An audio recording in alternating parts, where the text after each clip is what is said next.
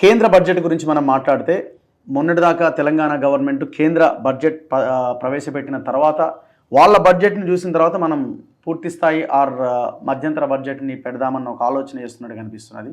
సరే, కేంద్ర బడ్జెట్లో పెద్దగా వరాలు లేవు, కోతలు కూడా ఏం పెద్దగా లేకపోయినప్పటికీ అది కూడా కేవలం ఓట్ ఆన్ అకౌంట్ బడ్జెటే, అది పూర్తి స్థాయి బడ్జెట్ కూడా కాదు.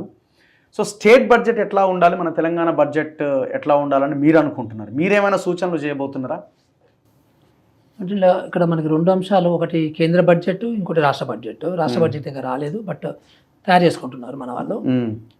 కేంద్ర బడ్జెట్ ఏంటంటే డాంబికాలు బాగా ఉంటాయి.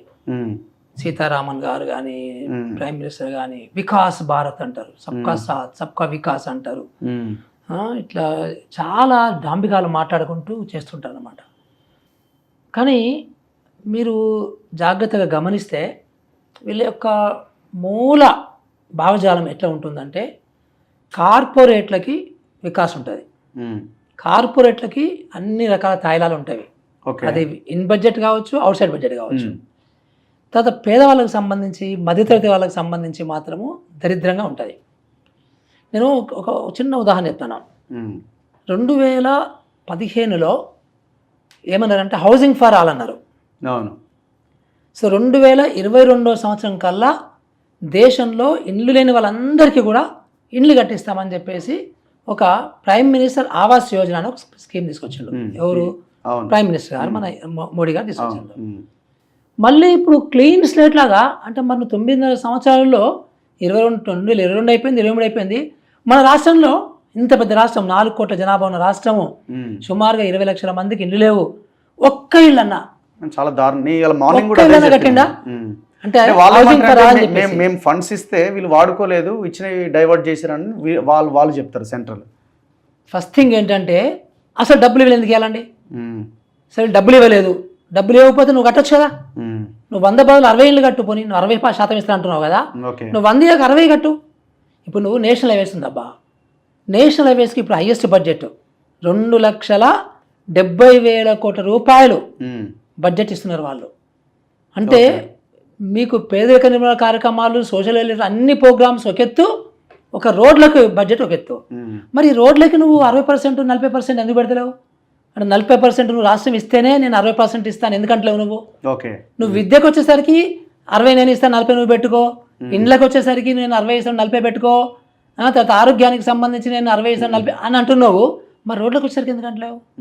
అంటే చూడండి మీరు, అంటే నువ్వు స్కీమ్ డిజైనే లోపభూయిష్టంగా చేసి నువ్వు 40 ఇస్తలేవు కాబట్టి నేను 60 ఇస్తలేను అంటే వీడు దుర్మార్గుడే, అందుకే వీడు 40 ఇవ్వడానికి సాధ్య కాదు, వీనికి ఇంట్రెస్ట్ లేదు. సో అందుకని వాడు మంచి తప్పించుకుంటుండు. అంటే దొందే. ఇంతకు ముందు ఉన్నటువంటి బీఆర్ఎస్ పార్టీ, తర్వాత బీజేపీ దొందే. నువ్వు నేను 40 నువ్వు 60 అని చెప్పి పేదలను అన్యాయం చేయడము. సో అంటే ఒక చిన్న ఇండ్ల గురించి ఎగ్జాంపుల్ చెప్పాను నేను, పేదోళ్ళకి ఇండ్ల గురించి. ఇప్పుడు ఫ్రెష్గా మళ్ళీ మేము ఇండ్లు కట్టిస్తా అంటున్నాడు. అంటే ఆ స్కీమ్ ఏమైంది? అది నీ గవర్నమెంటే. నువ్వు ఫస్ట్ మొదటి దఫాలో ఉన్న ఇదే, రెండో దఫాలో కంటిన్యూ చేసినావు. ఎందుకు ఇంత పెద్ద రాష్ట్రంలో ఒక ఇల్లు కట్టలేవు నువ్వు? ఇదేం అబద్ధాలు నువ్వు? ఎగ్జాంపుల్ ఇస్తున్నా. ఇప్పుడు మళ్ళీ ఉద్యోగాల గురించి మాట్లాడుతున్నాడు. నువ్వు 2 కోట్ల ఉద్యోగాలు సంవత్సరానికి ఇస్తానని చెప్పేసి నీ మేనిఫెస్టోలో పెట్టుకున్నావు, మోడీ గారు పెట్టుకున్నారు. పెట్టుకొని 2 కోట్ల ఉద్యోగాలు అంటే ఇప్పటికల్లా నీకు 20 కోట్ల ఉద్యోగాలు కావాలి. ఈ లెక్కన మనకు దేశంలో 700 జిల్లాలు ఉన్నాయి. ఒక్కొక్క జిల్లా తీసుకుంటే 2,68,000 మోడీకి సంబంధించిన ఉద్యోగాలు కనబడాలి. ఇప్పుడు మనకు భువనగిరి జిల్లాలో 2,68,000 ఉద్యోగాలు మోడీ ఇచ్చిన ఉద్యోగాలు కనబడ్డాయా? ఆసిఫాబాద్లో కనబడ్డాయా నీకు? సో నీకు సంగారెడ్డిలో కనబడ్డాయా? గద్వాల కనబడ్డాయా? ఒక్క ఉద్యోగం కనబడ్డా? 2,60,000 పక్కన పెట్టి ఒక జిల్లాకు అని నేను చెప్తున్నాను. అంటే ఇట్లా మనం విమర్శ చేస్తూ కానీ అర్థం కాదు వీళ్ళకి.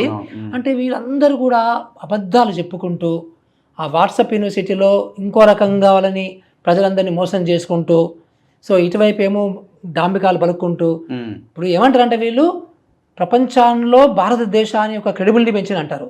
భారతదేశం క్రెడిబిలిటీ ఎవరి క్రెడిబిలిటీ వాళ్ళకు ఉంటుంది. అమెరికా క్రెడిబిలిటీ అమెరికాకు ఉంటుంది, జర్మనీ క్రెడిబిలిటీ జర్మనీకి ఉంటుంది, south Africa credibility south Africa ఉంటుంది, ఇండియా క్రెడిబిలిటీ ఇండియాకు ఉంటుంది, పాకిస్తాన్ అది దానికి ఏం సంబంధం లేదు. ఆ దేశం ఎట్లా నాకు ఎందుకబ్బా, అట్లాగే మన దేశం ఎట్లా వానికి ఎందుకు? ఏం క్రెడిబిలిటీ అని? బొంద క్రెడిబిలిటీ.